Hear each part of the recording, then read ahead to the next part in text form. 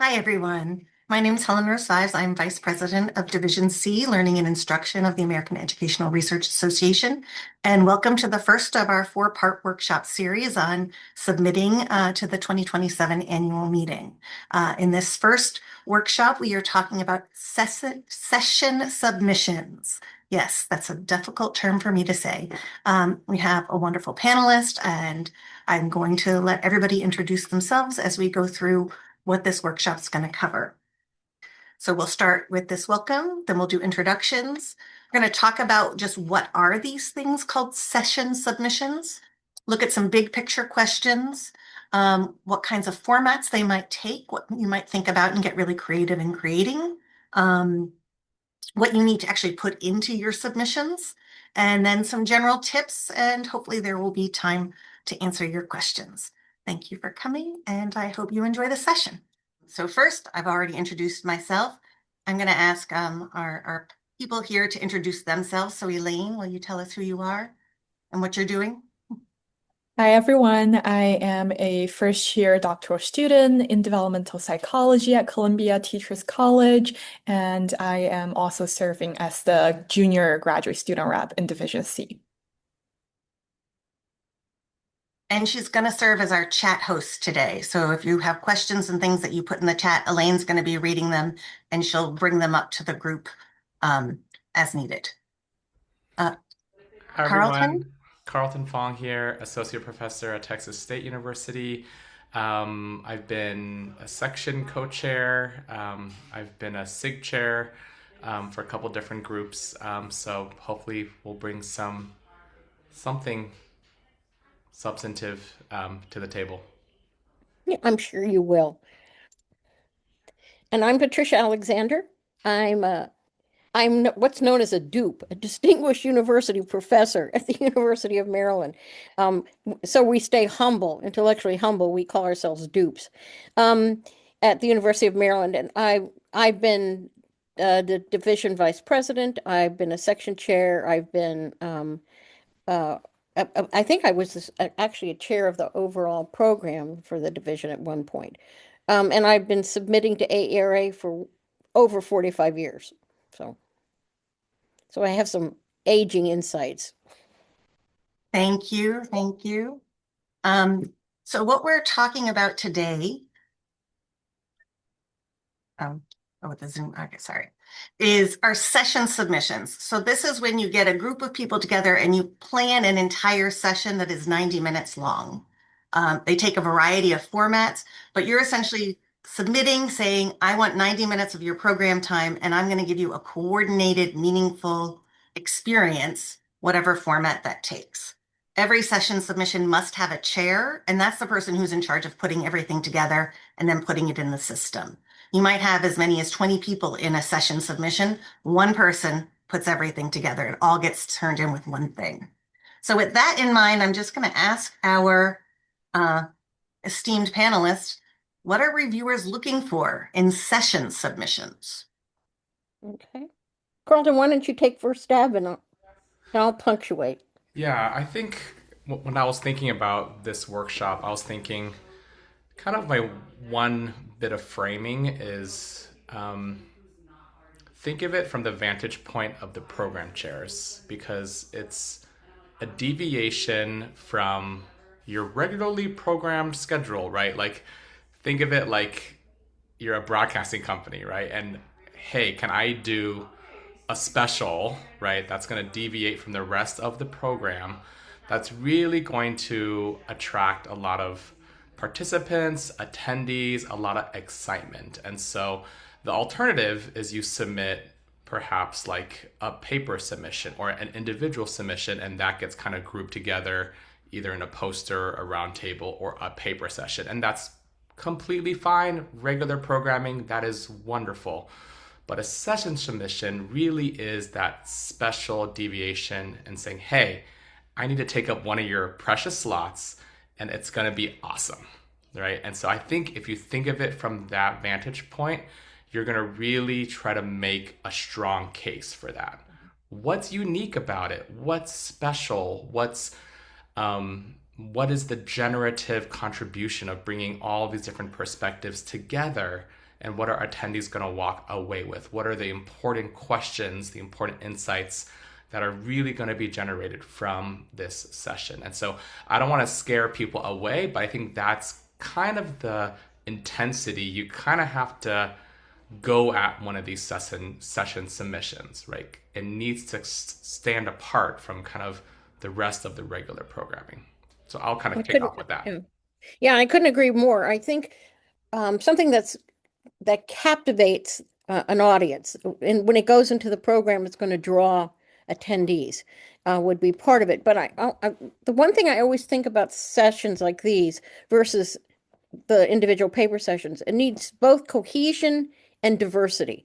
And those are the two things I would say if you're thinking about these sessions to keep in mind. They got to hold together in a meaningful sort of way.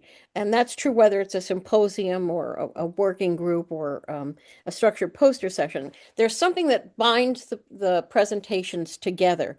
And but binding force is very apparent in the proposal you submit. At the same time, however, I would say from experience, you need to not be sameness. In other words, you don't want every presenter talking about the same thing in the same sort of way. You want diversity. You want diversity of perspective, diversity of methodology, maybe even counterpoints to what is being presented as the overall theme. So what you want to think about is this combination of the two. What binds your session together? And also, how do you express diversity of those papers in the whatever kind of format you have in mind? It used to be in the old days, I'll put that in air quotes. In the old days, what was true is that we were not, it was not de-identified as it is now. So one of the things you would also do is consider institutions that are representative, or if it's international that's represented. Oh, you wanted that diversity also to be apparent. Now you have to do it in the text. Now you have to do it in some way that shows that you're looking at this from an international perspective, or you're looking at this from a completely different methodological orientation when you write that thing up. Does that make sense? That makes total sense. And I just want to add on to that add on is I think what binds the session together, it's got to be pretty distinct and novel and interesting, right? I don't want a session submission that's like advances in educational psychology.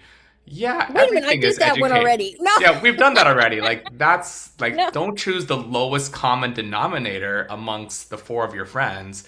It's really got to be kind of refined, this idea of something that's binding the papers together. Sometimes as a program chair, I get sessions like this and I'm like, Yes.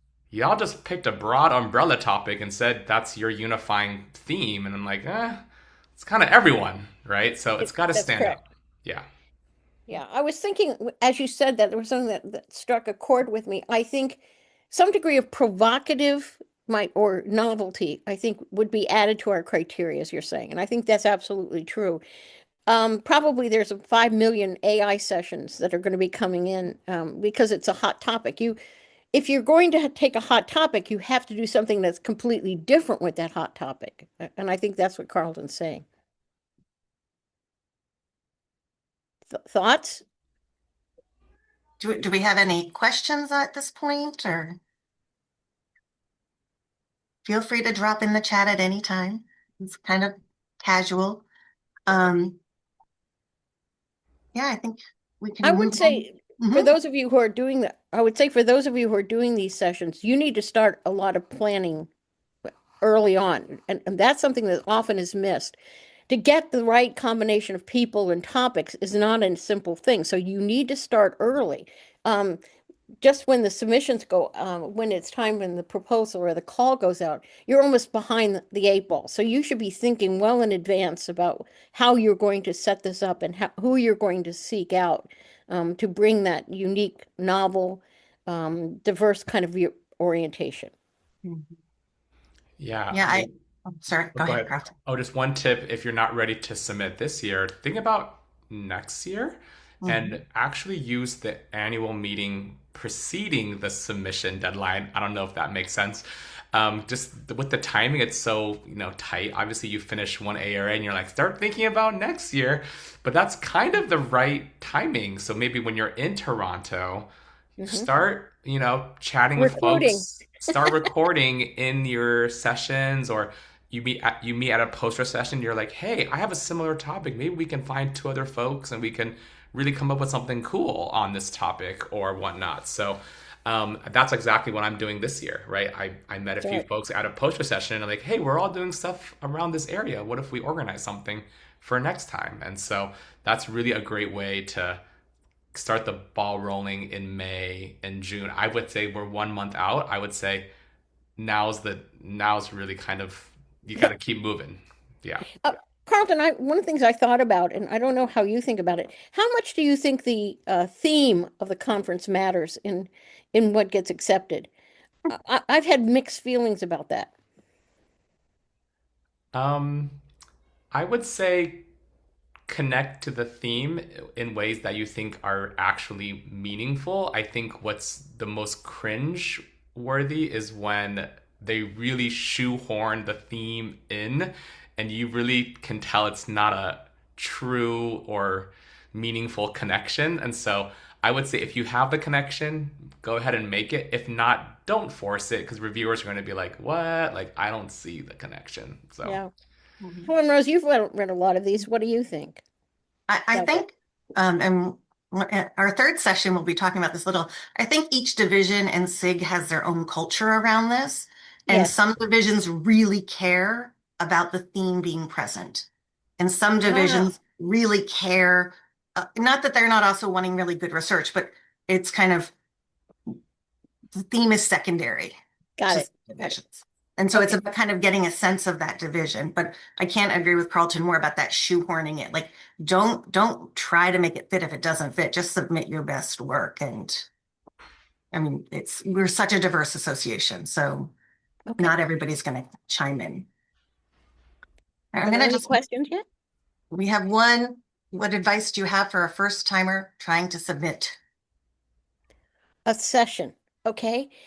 I would say find a partner.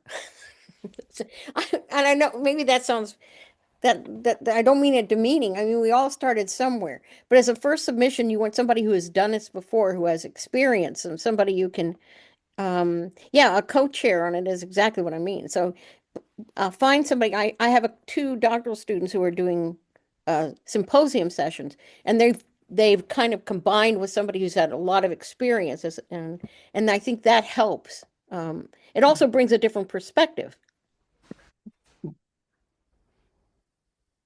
Okay, so we've kind of given this big idea if you're submitting a collective session, what we're looking for. But you could submit in one of these 6 different formats. And I just pulled, so for the annual meeting in 2026, the vast majority of session submissions were called symposiums, right? There were very few offsite visits, but all of these are options for you to submit a session submission for. So we're probably going to spend more of our time talking about symposia and structured poster because they're more common, and you're more likely probably to get accepted just based on the odds here. But don't be scared of playing with these other things. How else will we know what they are? So a symposium typically includes 3 to 5 individual papers that could be written by one or more authors each paper, a chair, and a discussant. Typically, you're standing up there with your slides, you're talking through your paper, and then there's a discussion after.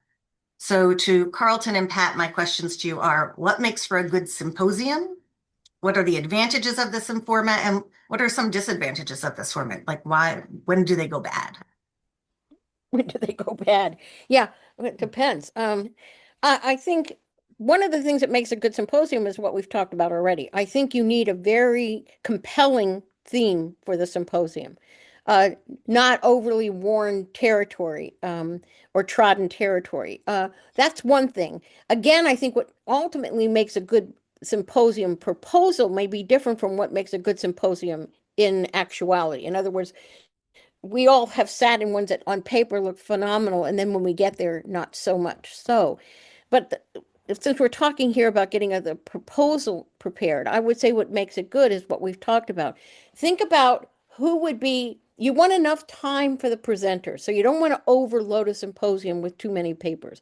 You want enough time that each of the presenters has a time to in that session to cover what it is they think is essential. And so maybe for 60 minutes, if there's a chair, but there's also a discussant. You have to think about time. And you have to think about what Carlton and I have already talked about. You really need that cohesion, but you need to think about how these different papers in the symposium are going to present different viewpoints that contribute. As somebody who does a lot of discussions, I will say who is the discussant makes a big difference. Because if a discussant does their job well, they try to let you see what the threads were that pull that symposium together.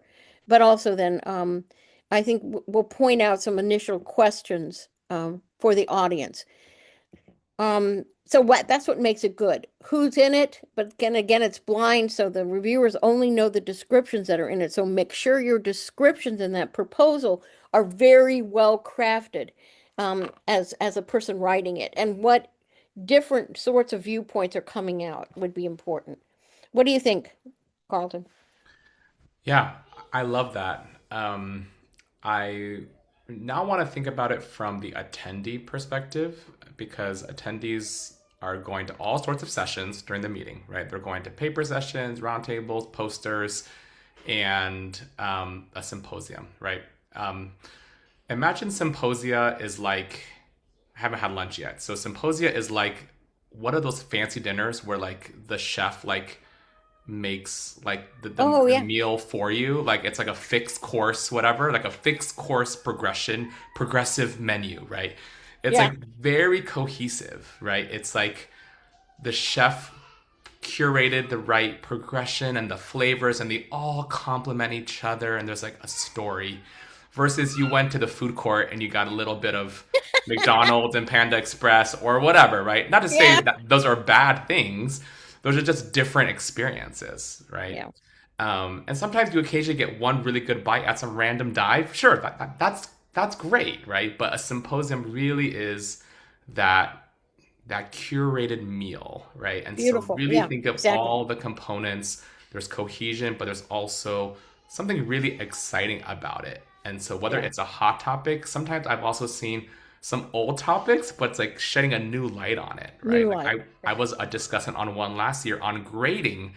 Grading's been around for centuries, right? But it was a fresh take on it, looking at different mindset ideas, different motivational constructs with grading. I thought it was really innovative by taking kind of a quote unquote old idea, but kind of reimagining it. So I think there's a lot of opportunity here to give us something that's pretty scintillating and doesn't have to be the latest and greatest. It could be something that's been around, but kind of gives it some fresh life too.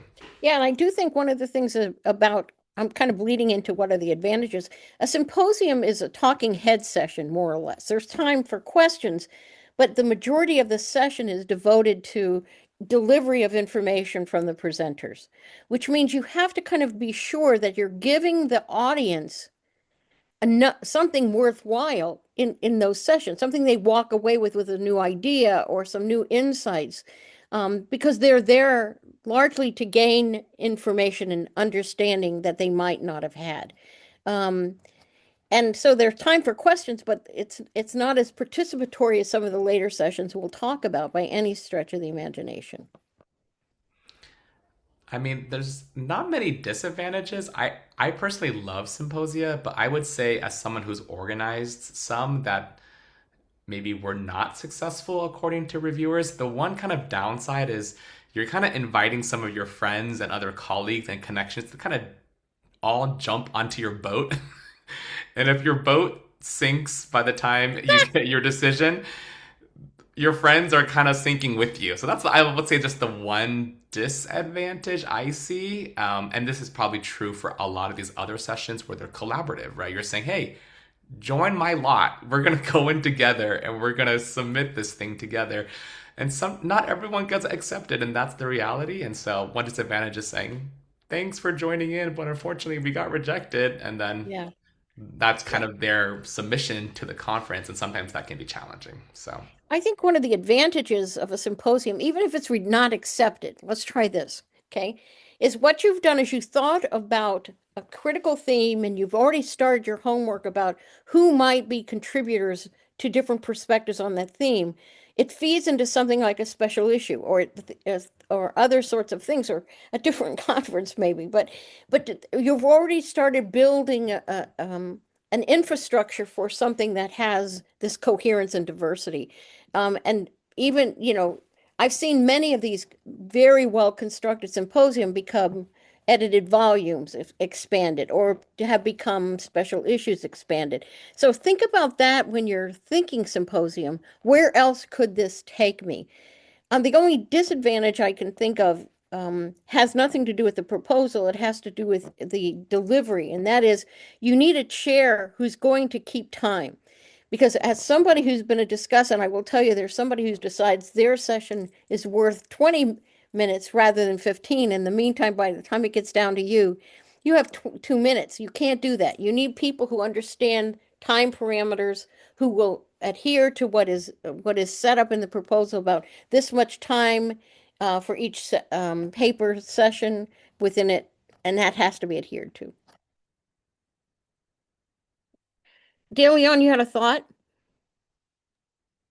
Greetings. Yes, I was just saying that if you are an early career scholar, I mean, technically at any stage, but you could network through this, because your work may not have come out yet, but you might want to put people onto your work or position your work alongside other people who are doing similar work who might be more established. So other people may come to the symposium because of the big names, and unfortunately, the way decision making works sometimes, I do think that you know one could consider having bigger names on there, especially if you're starting out, because attendance is kind of a part of consideration sometimes for sessions and such. But positioning your work alongside theirs can give you a boost in terms of getting more attention to your work from the peers on the panel and from the audience who comes to attend. But the behind the scenes work that goes into organizing it is, there's a lot of logistics involved, and so it's a nice point of connection with people who you want to know, and now you have a real reason to reach out to them rather than just kind of just saying hi at the conference. So I think that's very, very important. Also, it's a good tool, DeLeon, for things like promotion and tenure later on down the line. Those I'm just connect. going to move us to our next type. And I just want to point out to everybody, DeLeon Gray is the co-program chair for Division C. So um, another kind of session submission is a structured poster session. So like a typical poster session, you're going to put your paper up on one of those electronic boards, but they're all in a room by themselves. There's usually some chairs in the middle of the room, and there's a place for a speaker. And so you can collect between 3 to up to, I think it's 15 individual posters, because that's how many poster screens they have in the room. And depending on how you want to structure it, right? This is where you get to be creative in your design. I can say when I did one recently, we welcomed everybody and then we sent them all and we said, this is our big idea. Then we spent the majority of the time with people just chatting at the posters. And then we came back at the end and kind of had a closing. So I'll throw it back to Pat and Carlton for what makes for a good structured poster session. Yeah. Carlton, why don't you start on this one and I'll jump in. I would say this session typically has more audience attendee engagement because you are walking around, you're talking with the presenters a little bit more directly. I would say at a symposium, it's a little bit more formal. You have to raise your hand and there's like a Q&A period, and it's a little bit more structured in that way. But with the poster session, like Helenrose was saying, you're kind of weaving in and out of the different posters, and you're really getting to have more conversation with each of the poster presenters. There's a lot of variability in how these are run, and so I think creative modifications to what's written there, I think can really take this from a good session to a great session. And so one thing that we did a couple years back was we actually split the 15, I think we have 14 posters. We split them into 7 and 7. And so for the first half of the session, each person came up to the mic and gave like a 1 minute, literally a mini blurb about their poster. So we had about 10 minutes of just people coming back to back mini blurbs. And then we had like 30 minutes where everyone can roam those 7 posters. And that was nice because then the other poster people could go to the other posters too. So that made it really generative. And then we flopped it. The last 7 gave their 1 minute blurbs. And then we just focused on those 7. To me, that just made it feel more manageable. And then the whole room could have kind of taken shifts in terms of talking together. But I really like those, especially when you have more than 4, right? Because a symposium, you're typically limited at 3 to 5 presenters. This is where you're saying, hey, there is a bunch of different perspectives here, a bunch of different data sources, different methods, different perspectives that I want to really feature. And we can really have a cool conversation with all of us together. And so I've liked that. Sometimes there are discussants involved too. I do not envy that position. That's a hard role. I did that recently. It's so hard to cover more than 5 perspectives, but but some people can do it, and it's really phenomenal. But I would say those are some of the challenges, I think, with kind of a bigger session. So where I've seen this kind of structured poster proposal work well is if there's a book coming out, or a special issue coming out, something where you already have dissected and devoured the topic in writing as one of the presenters. So, but then the purpose of the session is to introduce this before it's released or something like that. So, but again, that means that it's still coherent. It's all around teaching and teacher beliefs, or the handbook of motivation and something. So what it is, it's people know this is a kind of precursor session to the release of a series of things, and it builds interest in the book as well as makes people aware of the diversity that's in something like a volume of this nature.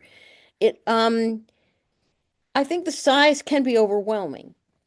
As somebody who's not very good about seeing 14 posters, for example, walking around the room, that's hard. I think your idea of breaking it down was a good idea to make it more controllable. So to me, the disadvantage is just the overall size. But in a couple that I've seen, some kind of precursory introduction by the editors or whoever it is who put it together sets the framework for it. And then if you have a discussant who can do it, you pull it all back together. But there is more audience participation than you would ever see in a symposium, which is, I think, one of the advantages, as you pointed out. Now, Helenrose, was yours around the book, right? Yes. Yeah. No, and I think it makes sense, right? Which I haven't got my copy yet. Oh, I know I have to that's go a back. problem. I know. I'll get it. Don't worry. Nobody gets by without it. Okay. But I thought it worked well, right? To have that kind of setup when you have a book that's being released or something to that effect.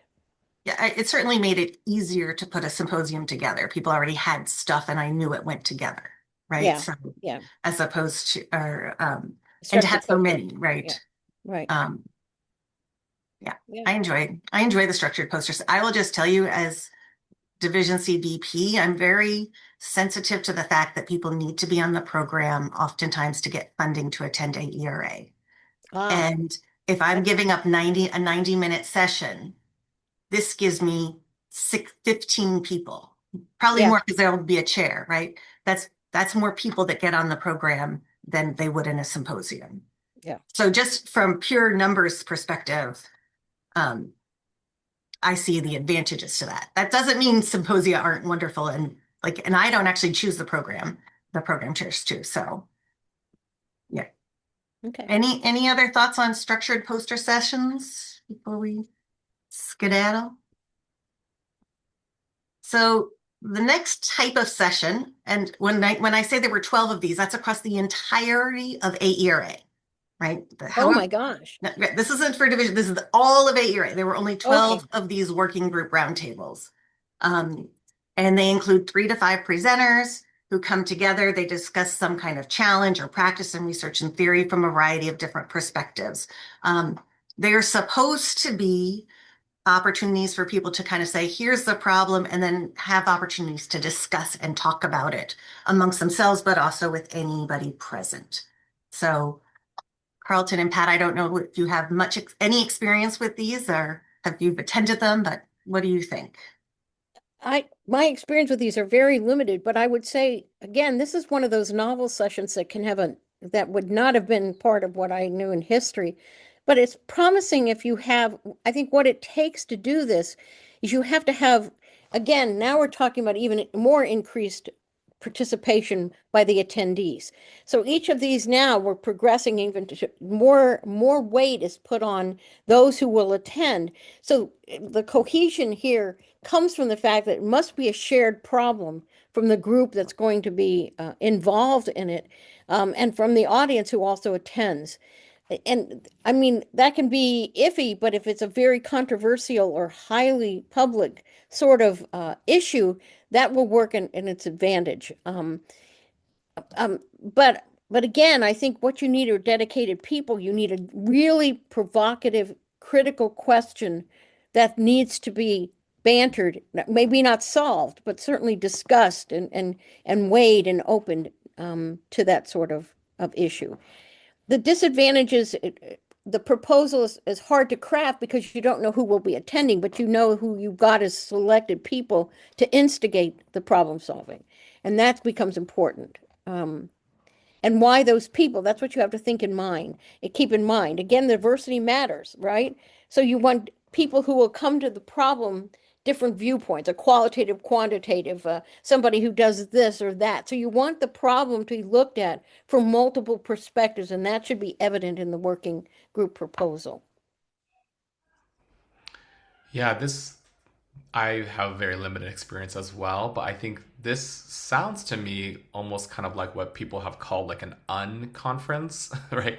It kind of flips the script a little bit because I think the script is often you enter a room and you listen for an hour. This is where you are an active participant, in the group, which yeah, I think kind of breaks the schema for a lot of people. And so, but I do think there's a lot of potential here. I mean, there are so many times where I felt like, oh man, we need to get together and really think about X. Yeah.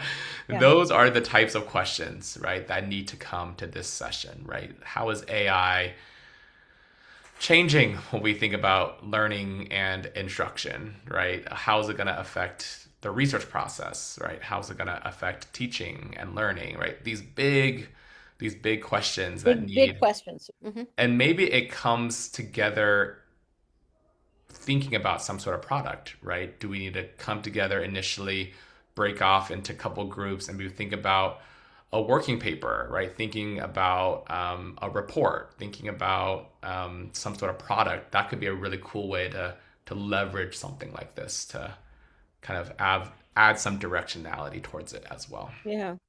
Yeah. Donian, do you think some like a working group would work with the community? How to value community-based research?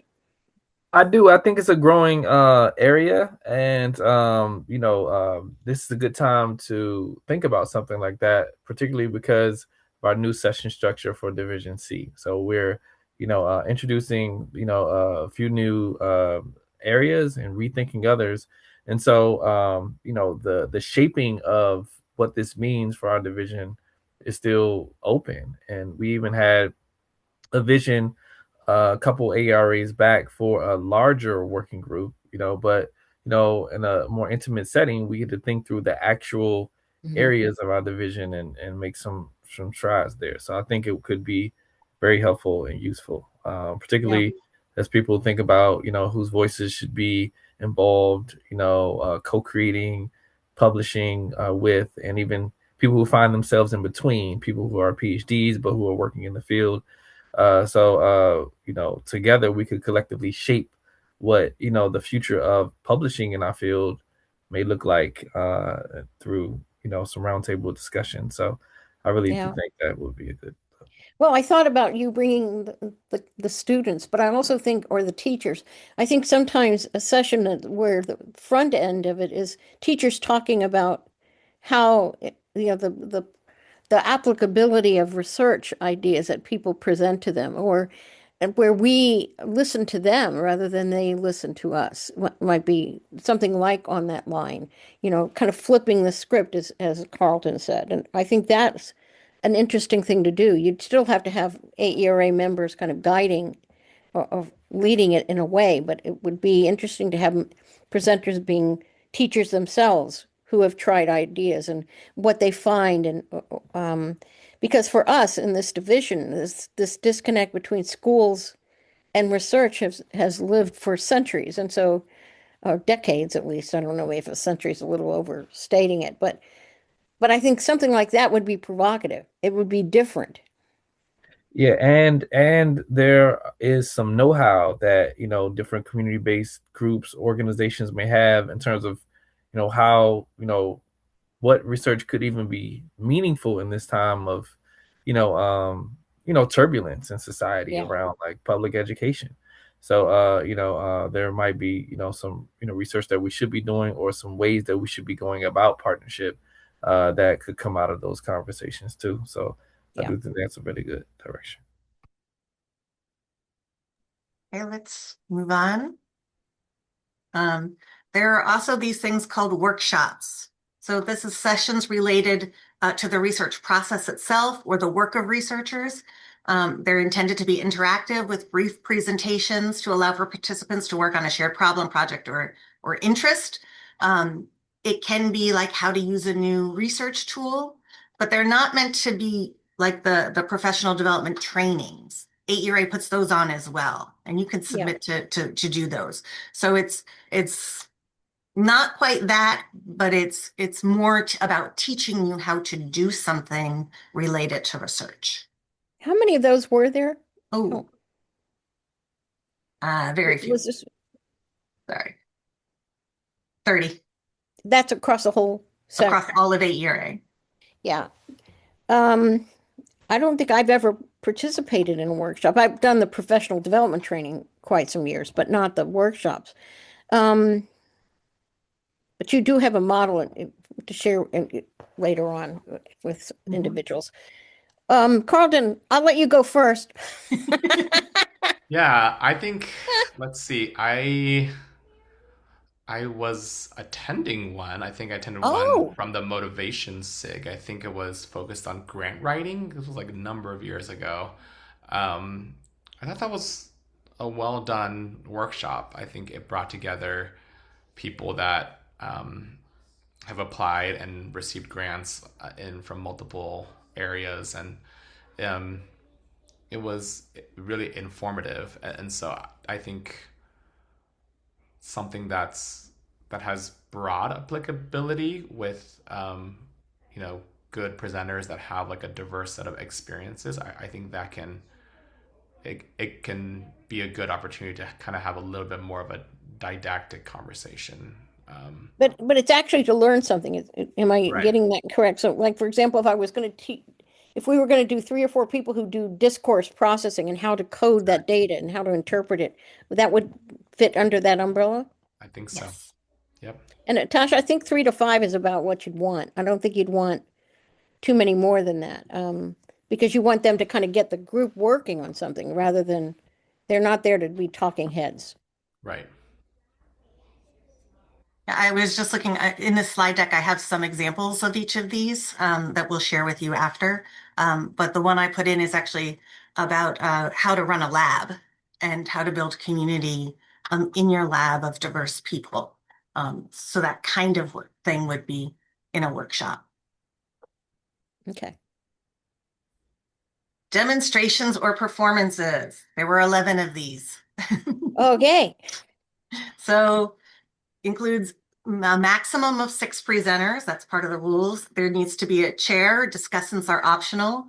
The presenters use, show, or illustrate specific tools, strategies, or methods that have value for education research, or they illustrate how these methods are used to present their own findings.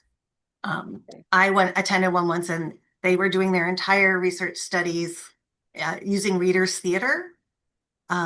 So that's a reading technique where everybody has a script, and so they were talking amongst themselves as characters in this story, but telling their research. So that's one idea. Very interesting. Reader theater. Okay. So but it's still led by people. The others are, what's the audience role very often in these? Helenrose, the ones you saw, because a To lot of watch. these have been heavy audience Yes. engagement. Is that what this one is too? I think it depends on the nature of your performance. So some people were doing music, and so playing music. It seems to me that it is leaning more towards the audience watches, Okay. right? Okay. And you're illustrating. Right. Okay. Okay. I don't know that I've ever attended one, so I'm like a virgin demonstrating performance person, but it sounds like the focus would be very good in certain divisions of AERA where this is actually a core element of what they do. I don't know how many of Division C we've seen these, but Yeah. And there are also some SIGs for whom, the the creative performance. spirit and the performative nature is That's what correct. they are specializing in. That's right. So, we have these 6 different formats that sessions can take, but you have to find like the right home for them that's Right. going to be receptive to receiving these, Okay. and make sure it makes sense for that group and for your work. Okay. Okay. I mean, Pat and Carlton, I can also do a karaoke night. That's right, we could. But what would we be demonstrating? How to make a fool of yourself? Yeah, that's I true. don't think anybody needs practice at that, but That's true. Yeah, I've seen, as a program chair, I've seen a lot of like ed tech demonstrations. ah, Those are interesting. I'm not quite sure. Like, I think it has to be a compelling proposal still in terms of connecting to research and methodology and things like that, because I feel like an ed tech presentation to implement in a K-12 classroom is interesting, but it probably wouldn't have too many folks in like a Division C audience that yeah, wants to do research on these things, right? yeah, I Maybe agree. maybe more so. And so I think being critical of of who the audience will be, which is going to be, and reviewers, they're going to be educational researchers, right? And so thinking about, okay, what can I demonstrate that actually has concrete value for the researcher perspective. Yeah. Okay. And then this is the last of the options. So an offsite visit. This is probably the hardest thing to pull together. You actually have to find a site that you're taking people to, have a good reason for going there, and then actually organize getting them there. So this actually Oh, requires geez. you, if it's accepted, working very closely with AERA meetings teams to arrange buses. You may have to charge a fee. I know that Division K put on one this past year, and I forget the title of it, but she had a whole bus and they went to all of these sites in Los Angeles that reflected African American history and in education. And then it ended with like a lunch at at a restaurant that would kind of align to the theme. But they did this all in the pre-session too. It wasn't during the actual program because it did take all day. So thinking about that, like where would you want to take somebody in Toronto and why? And I can say Kimberly Smith White is the Division K president, and vice president, and she organized it because she's from LA. So she knew all Oh, of these places, right? That she's not in LA now, but she's from there. So she was able to really bring her personal experience to designing that. So I think you want to think deeply about that. and this might not, do you think, Helenrose, by your description, this might not be great for a beginner to try to organize? Yeah, I find the idea daunting to organize, right? Yeah. I could see if you're somebody who I don't know is working at a museum in the city where AERA is, maybe the offsite visit is to bring education researchers to your museum, right? So you really need to know your site in order to be able to do this, I think. Okay.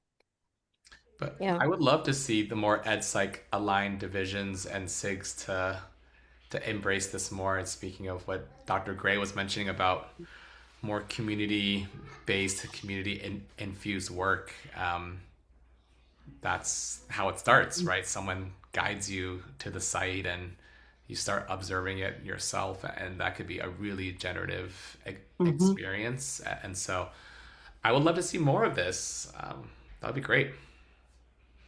Okay. We had a question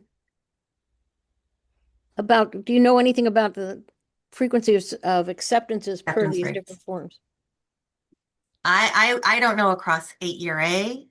I could look it up for Division C, but I don't know it off the top of my head. I don't know if we. Historically, I would say, Yeah, go ahead. historically, symposia have a higher degree of acceptance rate than individual paper sessions. But that's historically. I don't know if that trend is still accurate. I do know that there are some the number of symposium submissions varies quite a bit depending on the section within Division C. Okay. And so some rarely receive any symposium submissions, and others receive quite a bit. So, like in our old setup, Division C2B would receive a fair amount of symposium submissions, and so would 2A, compared to like 1B, which is more of like arts and a few others. So it varies quite a bit in terms of even like the number that are submitted. Okay. Okay. Yeah, I would say the pool is smaller, so in a way it feels less competitive, but I would say session submissions are also really well done in general, right? It takes some orchestration Yeah. to put a bunch of people together, to put a whole enterprise, really. And people put a lot of thought into it. So I would say they tend to also be higher quality. So it's kind of there's, I think, pros and cons kind of the way you look at it. The competition's pretty stiff, but there's less submissions technically overall. Okay. So just some nitty gritty, if you're actually going to put one of these together, what do you have to do? You need a title and an abstract. All of this is in the annual meeting call, which you should read very closely. You need a 500-word summary saying this is what the session is going to be. And then you need a title and a 500-word summary of each of the individual presenters. All the references, tables, charts, and graphs do not count towards your word count, which is nice. And you have to have a chair for all of these, so somebody who's organizing it, but you don't have to have a discussant. The session summary is really telling us the story of how these things go together. So you need to claim what are the objectives of the session, overview the presentation, how is it going to happen? So like Carlton and I each talked about different ways we ran structured poster sessions. You want to describe how that's actually what your plan is for that. What's the scholarly or scientific significance of this work? Why should it come together? And then I went out of order. Overview of the presentations, like, so who's going to be talking? What's going to be happening in this session? All in 500 words, right? 500 words. And then, go ahead. Oh, that session summary is the one page. It's critical. Like, critical. That is going to make or break your submission, because Agreed. That's where you sell how provocative your topic is, how meaningful, how unique, how additive, how generative your session will be. And so I want my breath taken away when I read a session summary. I'm like, say, yes, like this is exciting, right? And so I think that's what you want from this. You want to show all the things we've highlighted, the cohesion, the diversity. It's a tough thing to write because if you have 500 words and you really got to pack it in What are the unique perspectives? What are the unifying questions? What are the challenges? Why is it critically important to have this session? It's got to Agreed. be this little thing. Got to capture it. Yeah. The other thing I would suggest is that somebody writing this, that's going to come up, I think, in the next slide, is you have to make sure that that your presenters, their little paragraphs also flow. They can't be disjointed. So you almost have to kind of guide so that, and when they read the individual papers, they don't read like completely different perspectives or orientation. So there's flow there, there's coherence in what they write. I don't know So if that towards makes that sense. end, I'm sorry, each individual paper or presenter also needs to submit 500 words.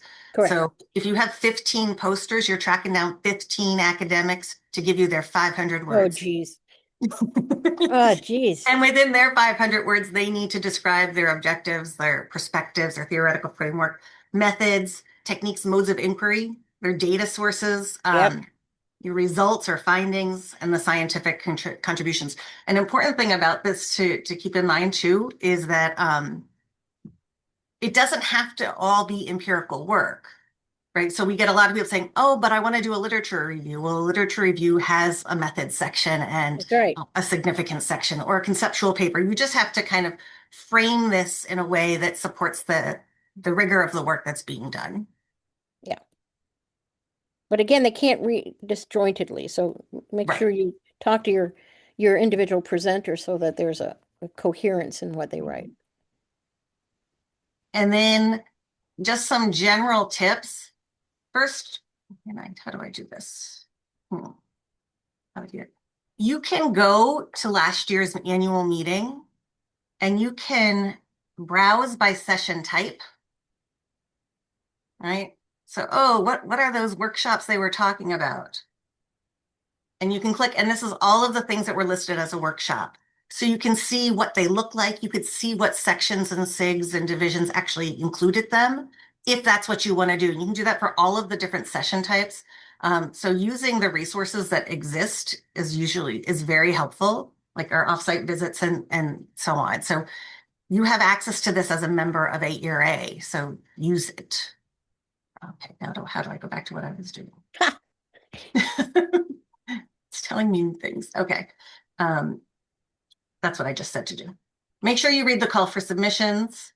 And I will tell you, this is just from personal experience, de-identifying everyone who is involved in the session, from the chair to the discussants. So this can be very hard because if you have a cohesive group of papers, what happened to me was they cited each other, right? So people de-identified themselves in their 500 words, but somebody else's 500 words cited somebody who was presenting.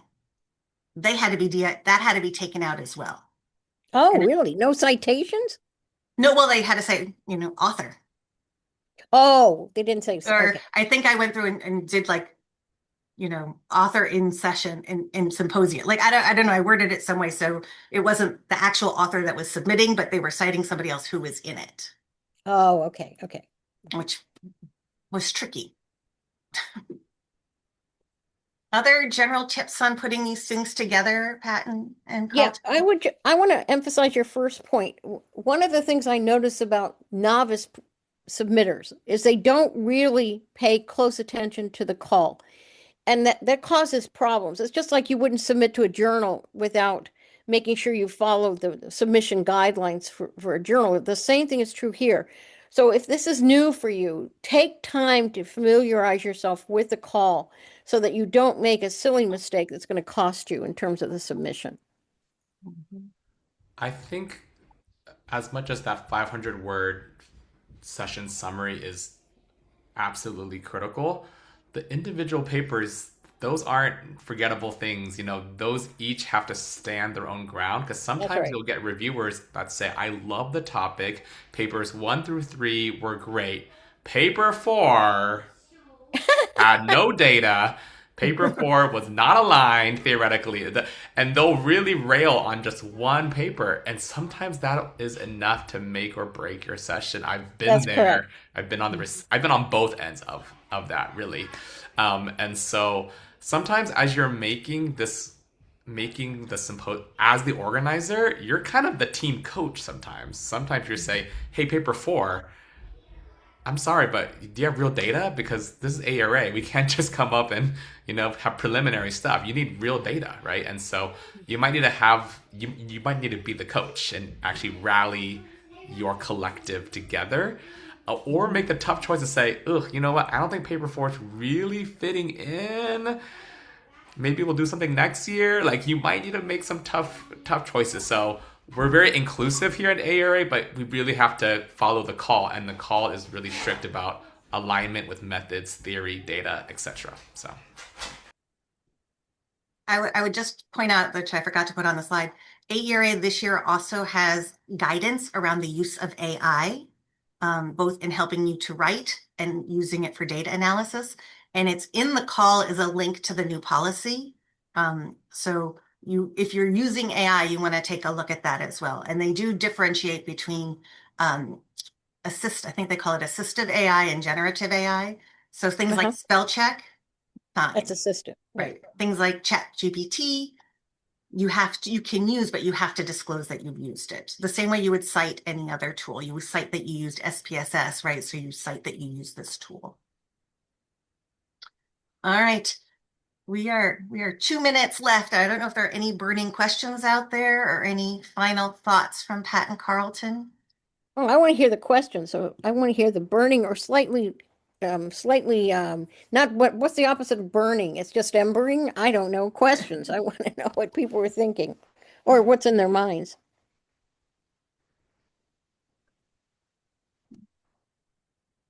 We were that good. Nobody has questions. That's pretty scary.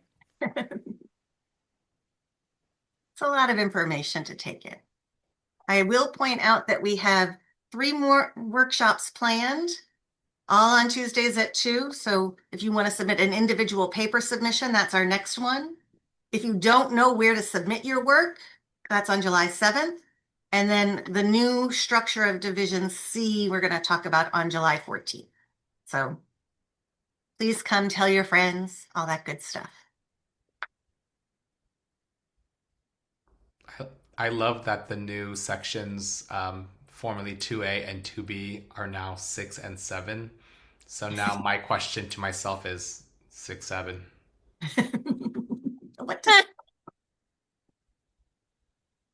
Thank you, guys. I hope we were able to answer some of your questions or that you didn't even know you had. No, anyway.